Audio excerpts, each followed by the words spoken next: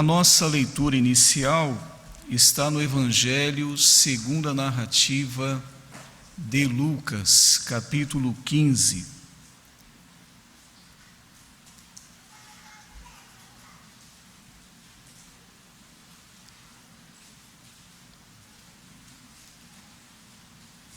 Evangelho segundo a narrativa de Lucas,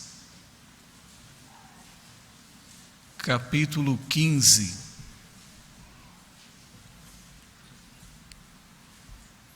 Diz assim a palavra do Senhor: E chegavam-se a ele todos os publicanos e pecadores para o ouvir.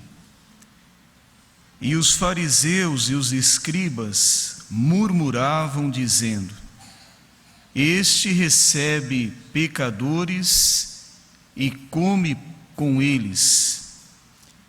E ele lhes propôs esta parábola, dizendo: Que homem dentre vós, tendo 100 ovelhas e perdendo uma delas, não deixa no deserto as 99 e não vai após a perdida, até que venha a achá-la? E achando-a, a põe sobre seus ombros, cheio de júbilo, e chegando à sua casa, convoca os amigos e vizinhos, dizendo-lhes: Alegrai-vos comigo, porque já achei a minha ovelha perdida. Digo-vos que assim haverá alegria no céu por um pecador que se arrepende, mais do que por 99 justos que não necessitam de arrependimento. Amém. Até aqui.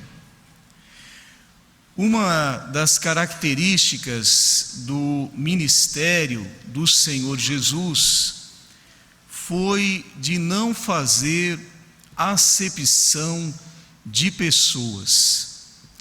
Uma marca importante vista no ministério de Cristo é que ele sempre procurou reunir, estar perto, estar próximo de pessoas das mais diferentes posições na sociedade. E nesse texto que nós temos lido, os fariseus e os escribas, que eram os religiosos da época, estavam criticando o Senhor porque ele estava entrando na casa, estava ceando com publicanos e pecadores, segundo aqui a acusação que eles estavam fazendo. E o Senhor, então, diante desta murmuração, ele expôs a parábola das 100 ovelhas, uma parábola muito conhecida, que nos fala do amor do pastor pelas 100 ovelhas e pela sua disposição, de quando falta uma ovelha, ele deixa até mesmo no deserto as 99, mas vai em busca daquela ovelha que se havia perdido. A importância, o valor que Deus dá para cada ser humano, para cada pessoa. No ministério de Cristo estiveram também outros grupos que estavam sendo desprezados. Por exemplo, certa vez vieram trazer as criancinhas para que Jesus impusesse as mãos sobre elas e as abençoasse. E os discípulos não queriam que as criancinhas se aproximassem de Jesus. E Jesus falou para não impedir, para não embaraçar essas crianças, mas deixá-las vir até o Senhor, que Ele as abençoaria. As mulheres também eram muito discriminadas, desprezadas, e por muitas vezes o Senhor também saiu em defesa das mulheres. Também aqueles que eram leprosos, que por causa da doença deveriam ficar separados da sociedade, do convívio social, esses também o Senhor também procurou atender e abençoar. E a palavra de Deus nos diz sobre uma outra experiência que o próprio apóstolo Pedro teve quando foi convidado à casa de um centurião romano chamado Cornélio, e ali ele chegou com uma certa restrição, um certo preconceito, porque aquele homem era gentil, ele era um centurião, mas chegando ali, expondo a palavra de Deus, e todos naquela casa sendo cheios do Espírito Santo, o apóstolo Pedro, então, no seu relato, quando voltou para Jerusalém, foi de que Deus não faz acepção de pessoas, mas deseja que todos os homens venham ao conhecimento da verdade, se arrependam, deixem os seus maus caminhos e se convertam ao Senhor. Eu tenho dito isso na abertura deste culto, porque é importante que aqueles que estão aqui nesta noite tenham em mente o cuidado e a preocupação que Deus tem com cada um de nós. E eu queria perguntar a você, se você olhando para o seu lado direito, o seu lado esquerdo, você pode se lembrar de alguém que não veio ao culto hoje. Você se lembra de algum irmão que faltou na escola dominical, faltou nos cultos da semana, e você está sentindo a falta dele? Você tem lembrado de alguém neste momento? Ou você só tem se preocupado consigo mesmo? Eu pergunto isso porque o nosso Deus, Ele tem esse cuidado, Ele tem essa preocupação com todos nós. E nós também devemos ter isso pelos nossos irmãos. Então, se tem alguém que você está sentindo falta, que você notou a ausência, não deixe de ligar, não deixe de fazer uma visita, não deixe de falar com esta pessoa, perguntando se ela está bem e convidando-a para que ela, numa próxima oportunidade, possa estar aqui conosco neste culto para juntos adorarmos a Deus. Amém? Nós somos as 99 seguras no aprisco do Senhor, mas sempre há uma que fica desgarrada, enfraquece, se entristece, e nós temos o dever de zelar por esta ovelha que se afastou um pouquinho, mas que pertence a este rebanho e deve ser cuidada por todos nós. Aleluia, aleluia.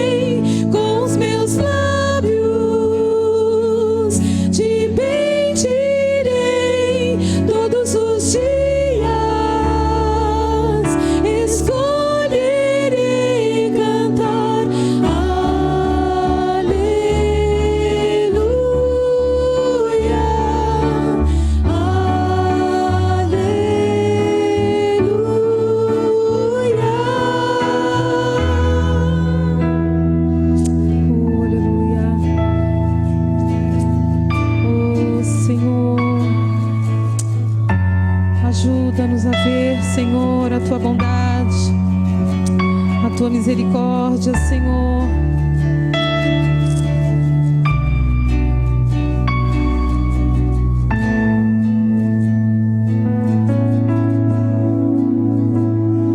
Ajuda-me a ver o amor que me desperta pela manhã.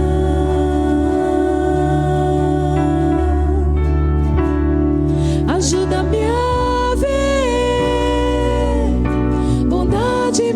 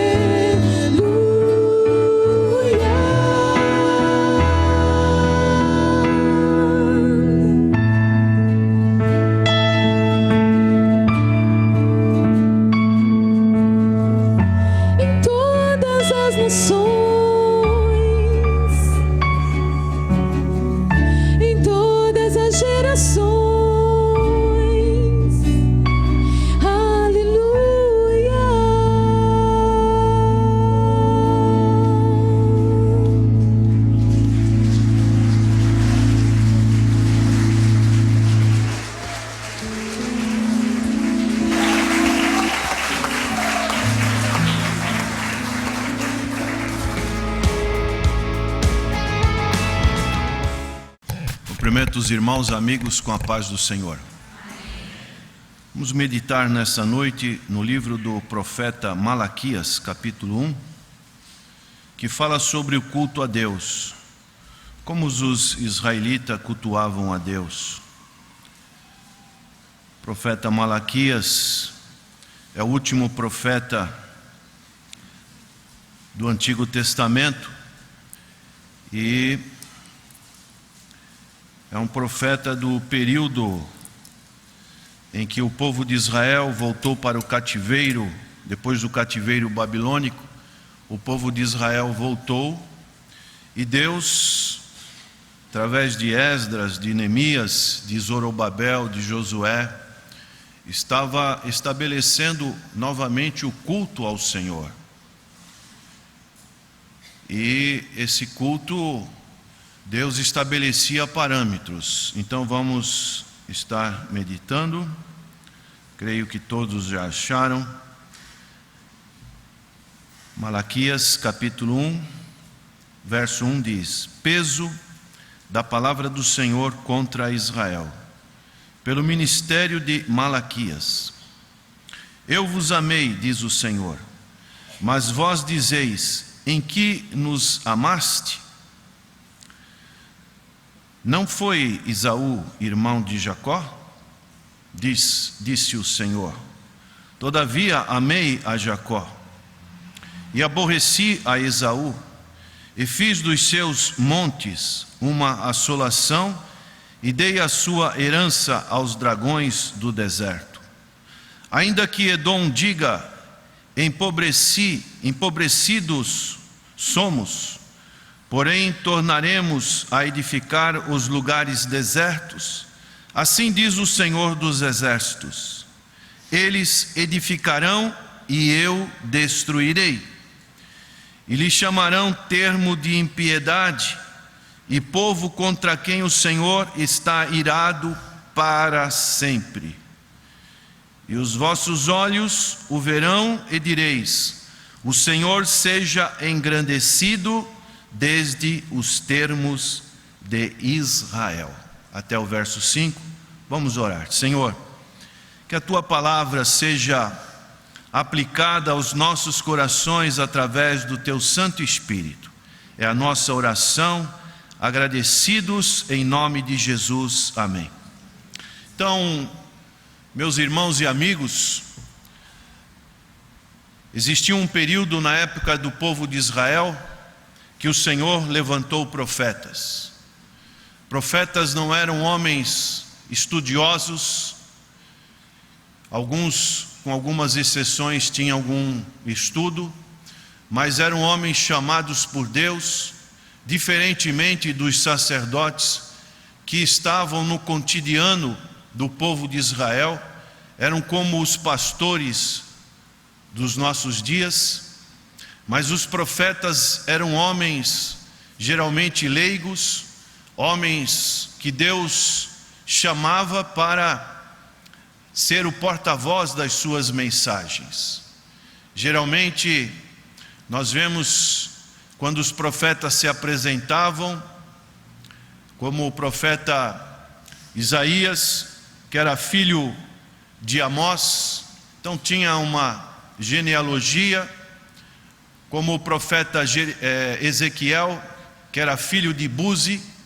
Mas o profeta Malaquias é um profeta um tanto que desconhecido, e o nome dele no hebraico significa meu mensageiro.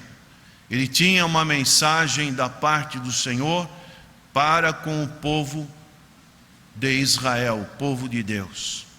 Assim também os pregadores têm que ter uma mensagem para o povo de Deus em nossos dias.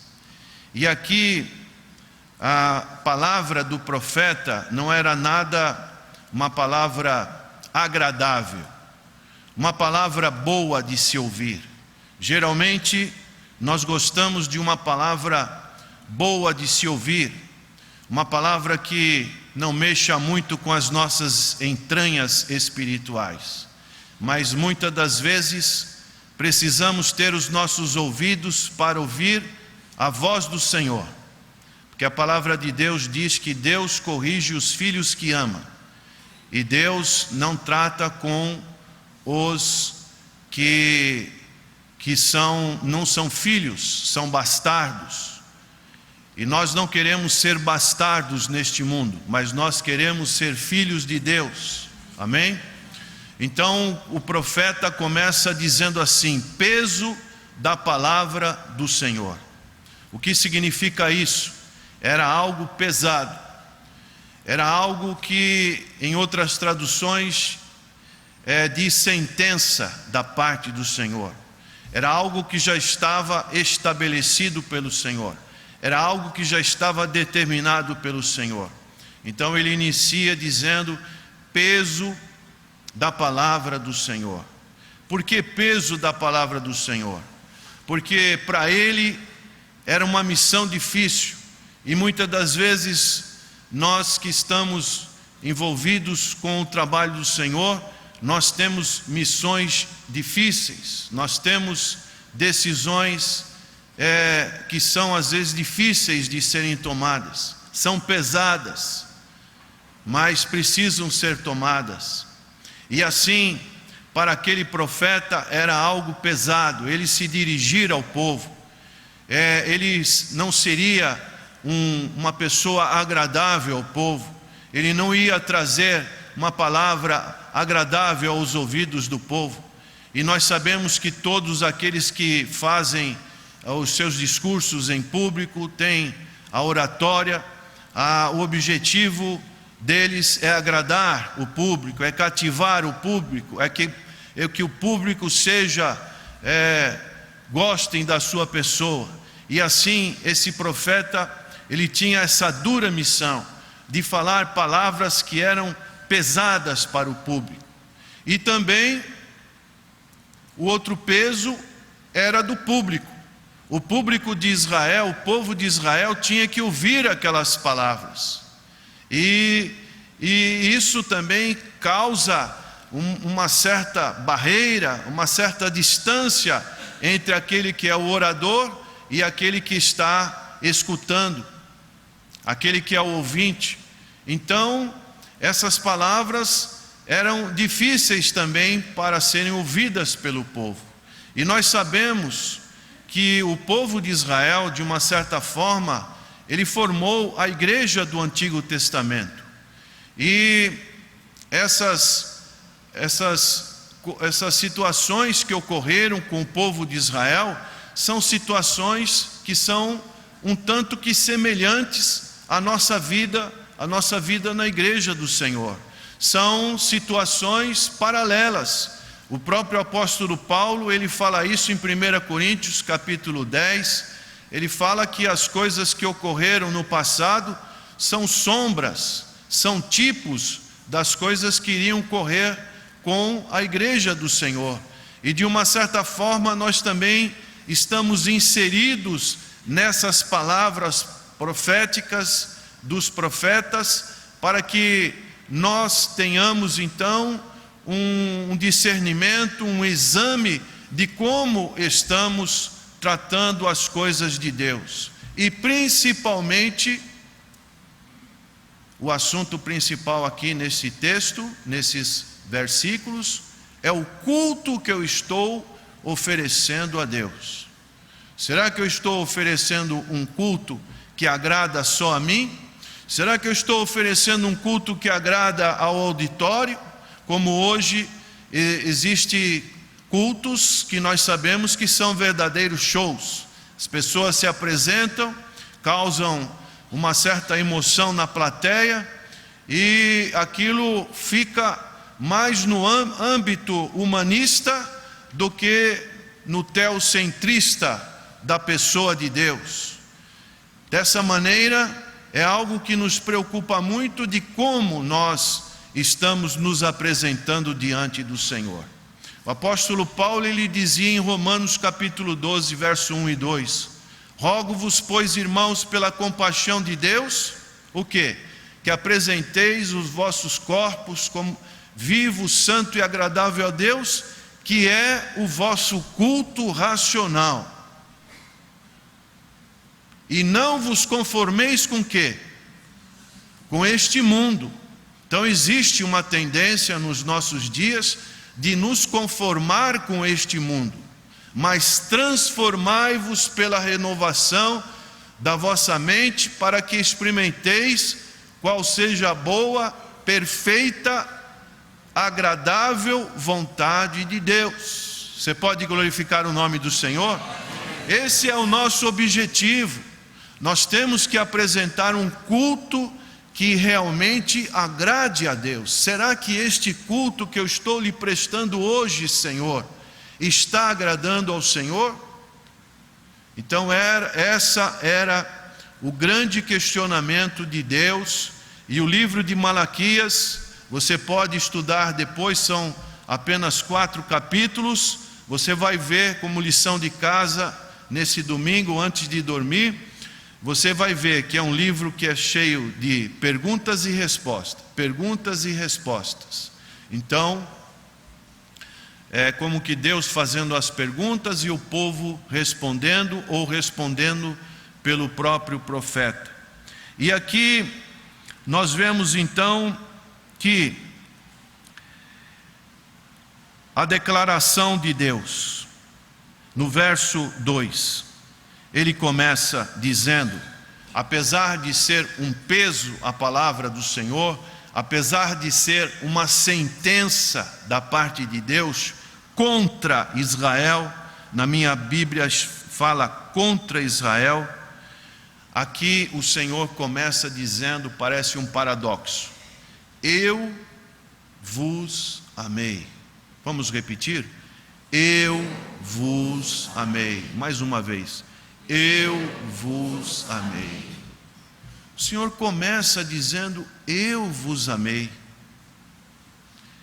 Se fôssemos nós, já íamos praquejar, já íamos jogar na cara, né? Dar um monte de argumento. Mas o Senhor começa dizendo para o seu povo, olha, eu vos amei. Uma palavra dirigida para o seu povo. E essa palavra no hebraico, no original, ela não quer dizer apenas por um dia. Ela não quer dizer apenas por alguma fase da vida do povo de Israel. Aleluia. Mas essa palavra, ela quer dizer, eu vos amei para sempre. Para sempre. Não é porque você está aqui hoje, mas eu vos amei para sempre. Então Deus, Ele está estabelecendo este princípio na sua palavra. E daí Ele vai se lembrar do grande patriarca Abraão.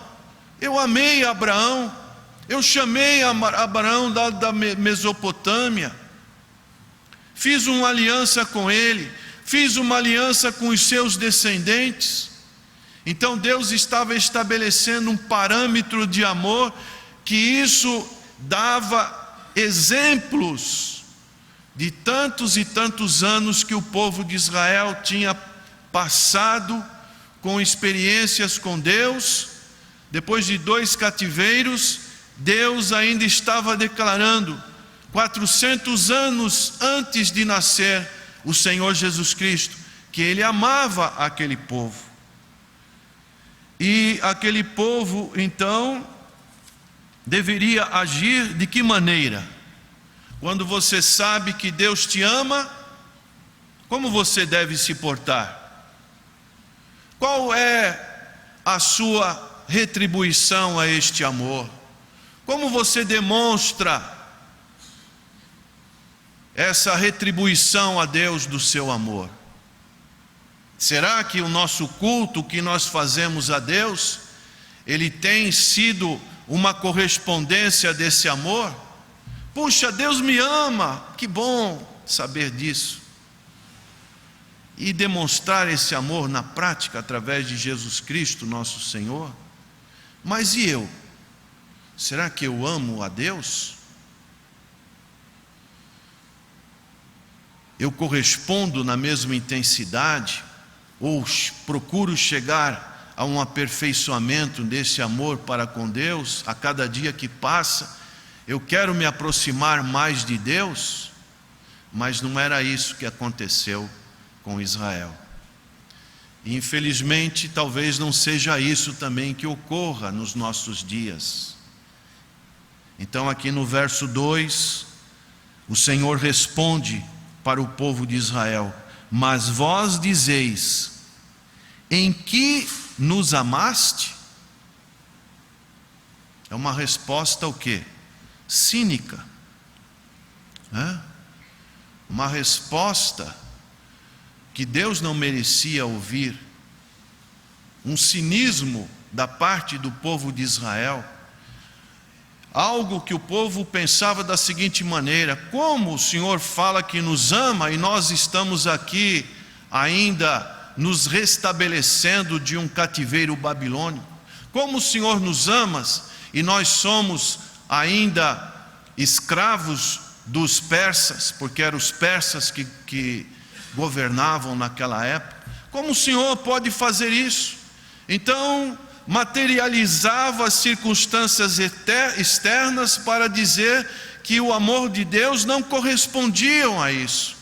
E muitas das vezes nós medimos o amor de Deus às circunstâncias externas que ocorrem nas nossas vidas. Poxa, como é que Deus fala que me ama, mas eu perdi meu emprego? Como é que Deus fala que me ama, mas a minha família não está bem estruturada? Como é que Deus me fala que me ama, mas eu estou com uma doença? Como é que Deus fala que me ama, mas a minha esposa foi embora, o meu esposo me deixou? Como é que Deus fala que me ama, mas a minha namorada não quer mais saber de mim e já arrumou outro? Como é que Deus fala que me ama, mas o meu namorado não liga mais para mim e está querendo... Outro dia uma mocinha falou um termo que eu desconhecia. Como é que é mesmo? Morcegar? É isso? O jovem pode me ajudar? Morcegar? Ninguém está me morcegando. É morcegar? Ela disse para mim, eu fiquei meio tipo dinossauro, né? Ninguém olha mais para mim. Como é que Deus me ama? Eu estou só, estou abandonado. Que Deus é esse? Então o povo de Israel, e nós podemos fazer uma aplicação para o povo também dos nossos dias, colocam muitas das vezes circunstâncias materiais, circunstâncias físicas, circunstâncias temporais para questionar o amor de Deus. Deus está afirmando: eu vos amei. Vamos repetir novamente: eu vos amei. Mas como tem sido a nossa correspondência a este amor? Então Deus dá a resposta. E Deus fala aqui no verso 2: não foi Esaú, irmão de Jacó? Disse o Senhor: todavia amei a Jacó e aborreci a Esaú, e fiz dos seus montes uma assolação, e dei a sua herança aos dragões do deserto. Então, nós podemos ver que Deus poderia argumentar com aquele povo, mas o que Deus faz? Ele muda de assunto. Ele vai lá no Gênesis e dá uma explicação para aquele povo de algo de que um daqueles filhos de Jacó, de Isaac, eles seriam o herdeiro da promessa. Eles seriam aqueles que o Senhor estabeleceria o seu concerto, a sua herança, e a partir deles Deus estaria introduzindo o Messias aqui na terra. Então Deus estabeleceu entre um e outro. Não vamos entrar aqui no questionamento de eleição e predestinação, como muitos pegam esse texto para falar disso, mas nós queremos simplesmente dizer que Deus estava estabelecendo que Ele tinha escolhido um para ser aquele que viria das suas raízes, das suas entranhas, o Messias. E Deus estava estabelecendo outro, que é dentro dos propósitos, dos mistérios e dos decretos de Deus, que também não vamos entrar aqui, estabelecendo outro que aborreci. Quer dizer, ele não vai fazer parte do meu concerto. E dessa maneira, podemos ver isso para dar um pouco mais de brilhantismo em Gênesis capítulo 25, verso 23, quando a narrativa bíblica diz assim: e o Senhor lhe disse: 2 nações há no teu ventre, e 2 povos se dividirão das tuas entranhas.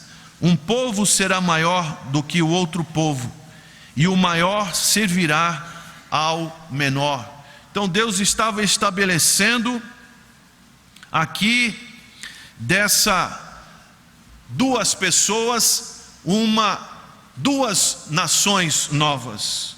E nós podemos ver o apóstolo Paulo fazendo menção em Romanos capítulo 9, a partir do verso 10, diz assim: e não somente esta, mas também Rebeca, quando concebeu de Isaque, nosso pai, porque não tendo eles ainda nascido, nem tendo feito bem ou mal, para que o propósito de Deus, segundo a eleição, ficasse firme, não por causa das obras, mas por aquele que chama, foi-lhe dito a ela: o maior servirá o menor.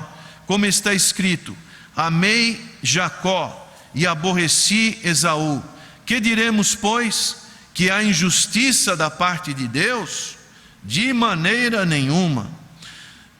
Pois, diz a Moisés: compadecer-me-ei de quem me compadecer, e terei misericórdia de quem eu tiver misericórdia. Assim, pois, isso não depende do que quer, nem do que corre, mas de Deus que se compadece. Então, meus irmãos, a coisa mais importante que nós podemos ter nesta vida é saber que Deus se compadeceu de você, que Deus se compadeceu de nós, que Deus nos ama, que nós pertencemos a Deus, que nós temos uma aliança com Deus, que nós estamos inseridos nos planos de Deus. Você acha isso bom? Realmente é algo espantoso. Aqui diz: rejeitei Esaú. Enquanto Israel era trazido para a terra prometida, Deus estava rejeitando Esaú, que foi o pai dos edomitas. E nós sabemos que a nação de Edom foi uma nação banida da face da terra. Você pode ver isso depois no profeta Naum. Juízo contra Edom, uma nação que foi banida. E nós temos essa aplicação porque Deus, Ele tem também um propósito para nós, nas nossas vidas. Nós podemos sentir e ver através da palavra do Senhor que nós pertencemos ao Senhor Jesus Cristo, e Ele pertence a nós. Para Israel houve uma disciplina quando o povo de Israel foi para a Babilônia. Para Edom houve um julgamento, e Edom foi banido da presença do Senhor. Por isso, o Evangelho de nosso Senhor Jesus Cristo, ele é pregado. Hoje vivemos nos dias da graça, nos dias da salvação. Não é depois da morte, A palavra de Deus diz que depois da morte segue-se o juízo. Não existe mais escapatória depois da morte. Então, nós temos que ter uma aliança com o Senhor hoje, agora, em nossos dias, porque virá dias cada vez mais difíceis sobre a face da terra. Por isso, irmãos, aqui nesse versos que nós encontramos, no verso 4, diz ainda o Senhor: ainda que Edom diga, empobrecidos somos, porém tornaremos a edificar os lugares desertos. Assim diz o Senhor dos exércitos: eles edificarão e eu destruirei, e lhes chamarão termo de impiedade, e povo contra quem o Senhor está irado para sempre. Dessa maneira, nós sabemos que muitas pessoas estão vivendo com toda a comodidade neste mundo, são exemplos para outros, são pessoas que têm boa saúde, boa riqueza, boa posição social, estão vivendo fartamente, mas por mais que estejam vivendo neste mundo, se não conhecerem a pessoa bendita de nosso Senhor e Salvador Jesus Cristo, essas pessoas serão destruídas, serão banidas da parte da face do Senhor. E no verso 5 o profeta diz então: e os vossos olhos o verão, e direis, quer dizer, o povo iria mudar. O Senhor, como diz antes, né? O Senhor, em que nos amaste? O povo perguntou antes, mas agora o povo dirá: o Senhor seja engrandecido desde os termos de Israel. Então hoje pode ser que muitos questionam o amor de Deus, mas vai chegar um dia que muitos dirão: grande é o Senhor tem feito grandes coisas, louvado seja o nome do Senhor. Então, essas verdades, elas estão intimamente relacionadas com o culto que nós oferecemos a Deus. Isso é muito importante. Como tem sido o nosso culto? Será que nós estamos indo no culto para achar que Deus Ele vai nos recompensar porque nós estamos aqui? Porque o meu filho está doente, então eu vou lá pedir a ajuda do Senhor? Ou será que o nosso culto, como diz hoje os pregadores modernos, na chamada teologia da prosperidade, é uma espécie de transação comercial? Eu vou no culto, eu vou prestar alguns sacrifícios a Deus e em troca Deus vai me abençoar. Será que não estamos incorrendo nesse mesmo erro?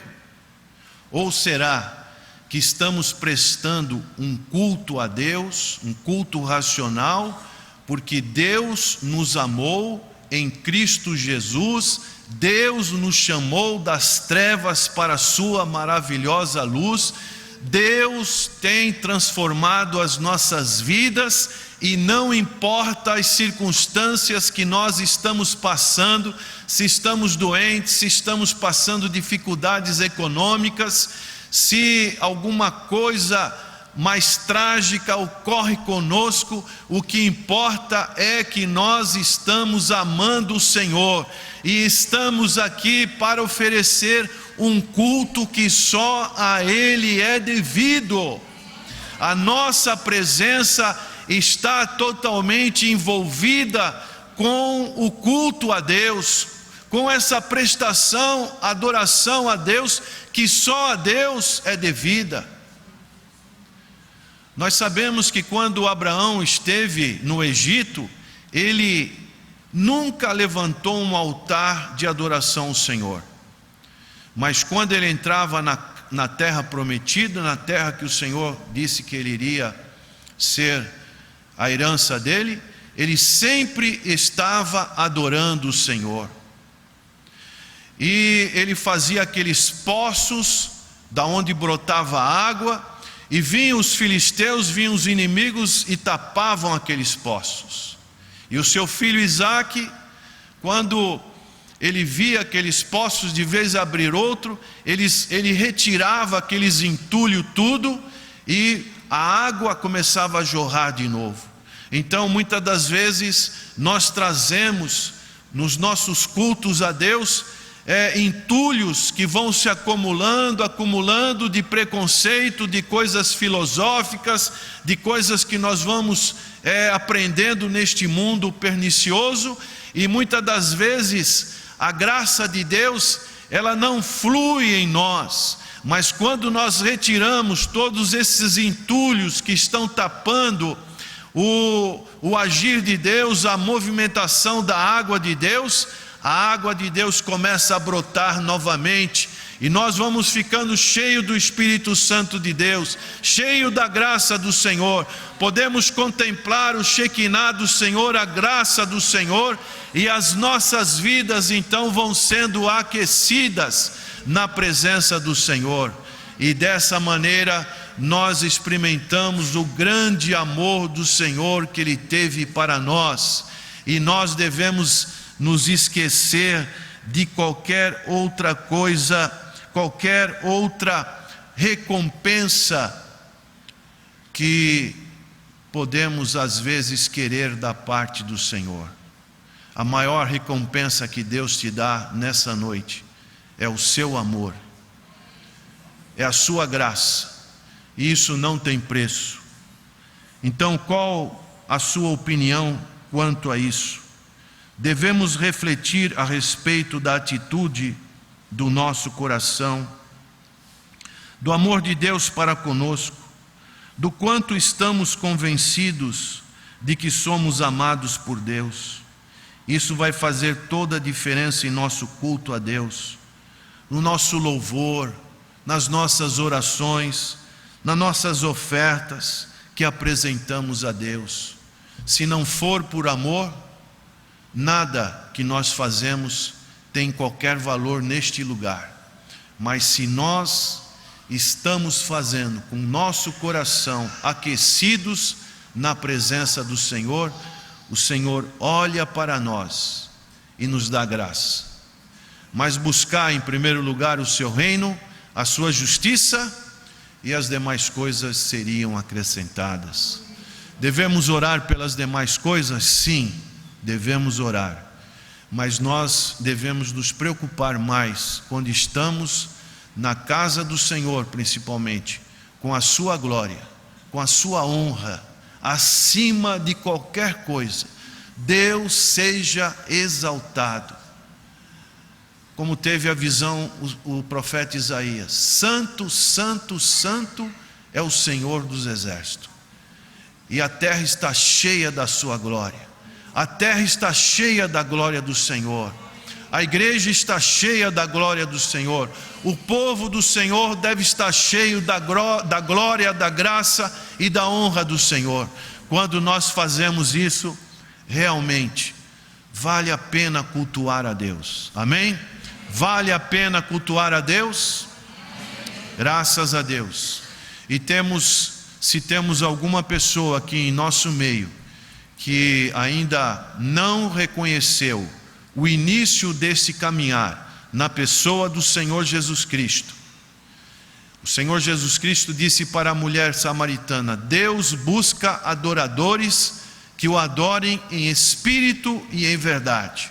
Para você cultuar a Deus em espírito e em verdade, somente através da pessoa bendita de nosso Senhor e Salvador Jesus Cristo. Não existe outro meio, somente em Jesus, em Cristo Jesus, nós podemos oferecer um culto, participar de um corpo que é a igreja do Senhor, e assim sempre estarmos com o nosso coração agradecido a Deus pela obra que Jesus realizou na cruz do Calvário. Mas essa obra não vai valer nada se você também não quiser, se você não participar disso.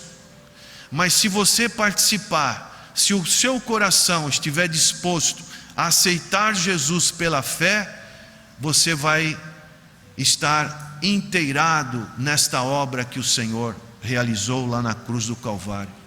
Será que nesse auditório, na televisão, na internet, tem alguma pessoa que gostaria de abrir o seu coração para o Senhor Jesus Cristo e convidá-lo a morar na sua vida? Se tem alguém, levante a sua mão.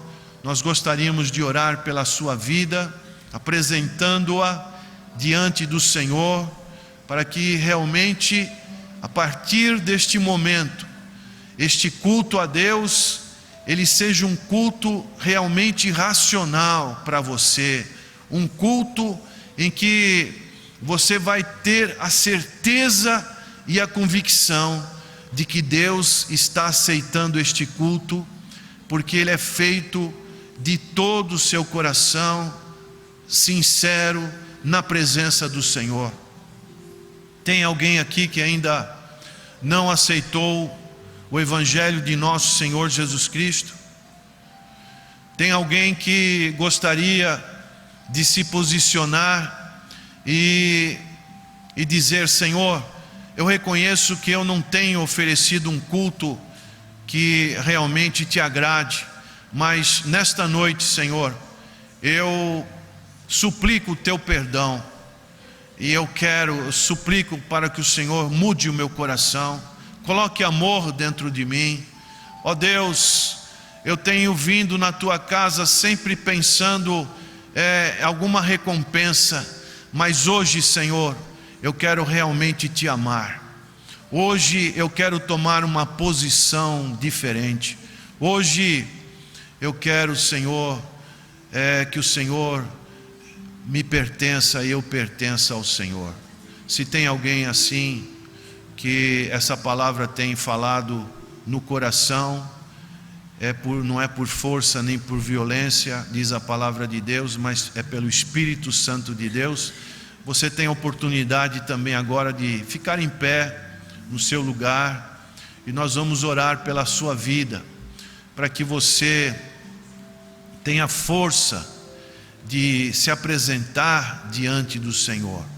Senão, diante da manifestação de todos, nós só podemos agradecer a Deus, porque essa palavra de Malaquias, de como nós nos apresentamos diante do Senhor, está sendo uma palavra aprovada em nossas vidas.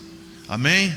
Então vamos nos colocar de pé e vamos orar, vamos levantar um clamor para que Deus realmente continue aprovando a nossa maneira de cultuá-lo, que seja uma maneira objetiva, clara, uma maneira que realmente tenha a aprovação do Senhor. Se você quiser, abra a sua boca, glorifique o nome do Senhor nesta hora, aceita o Espírito Santo de Deus na sua vida.